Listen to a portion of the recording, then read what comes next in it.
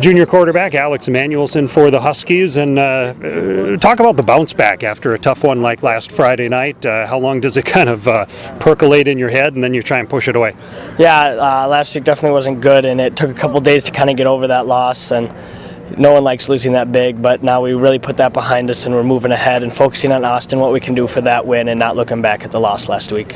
Do you do a little bit of that, though? The coaches break down some of the film and have to relive it at least a little bit to learn from it? Yeah, definitely. Monday we kind of talked about the game, what we can improve, and then really after that film session is when we definitely put it behind us and we're on to next week.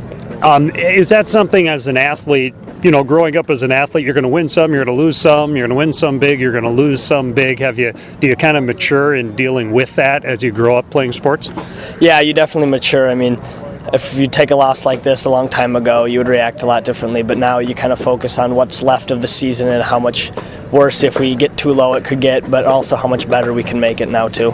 And does this team seem to be taking a pretty positive attitude? You guys feel good about practice this week so far?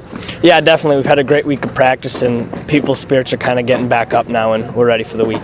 Just one more question about Mankato West. Do you think that team's going to go on and win the state title? I think they definitely have the pieces there too. I mean, they're a great team, and you don't see teams like that often. They definitely could.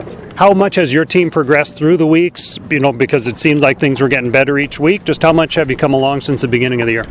We've definitely come a long way. Right away, it was kind of shaky in everything we did, but we've become more crisp in every aspect of the game, really now. What are some of the keys on offense that have improved and that you're working on and just getting better at?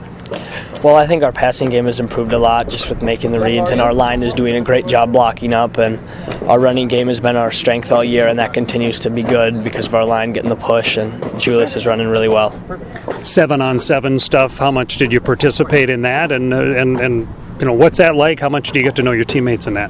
Yeah, definitely. In the summer, we had 7-on-7 every week for about 4 or 5 weeks and a couple tournaments, and it's really nice to see what receivers can go out and run in space and catch the ball with a guy on them and see kind of what their limits and boundaries are. The growing up, what about the quarterback part of things? Were you a quarterback all along, and why did you want to be one? No, I actually was a soccer player coming up through, and 8th grade was my first year of football. I was a tight end. 9th grade, I was a wide receiver, and at the very end of the year, Coach Walters was like, you should give quarterback a try. So I went to some stuff my summer going into 10th grade, and then 10th grade I really ran the show at B squad, and now I guess I'm here at varsity. There's a lot of things to learn, though, and with Owatonna running kind of a hurry-up or a quicker sort of offense, how have you kind of gotten a grasp on all of that?